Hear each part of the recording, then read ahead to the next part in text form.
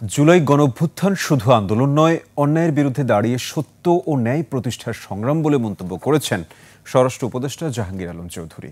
বিকালে মুন্সিগঞ্জের লৌহজংয়ে পদ্মা সেতুর মাওয়া প্রান্তে জুলাই বীরত্ব ও জুলাই আত্মত্যাগ বিষয়ক চিত্রকর্ম উদ্বোধন অনুষ্ঠানে তিনি বলেন, জুলাই গণঅভ্যুত্থানের চেতনা ও বীরত্ব আগামী প্রজন্মের মাঝে ছড়িয়ে দিতে হবে। পদ্মা সেতুর দুই প্রান্তে বীরত্ব গাঁথা ধরে রাখতে চিত্রকর্ম করার উদ্যোগ গ্রহণ করেছে সেতু কর্তৃপক্ষ ও সড়ক পরিবহন মন্ত্রণালয়।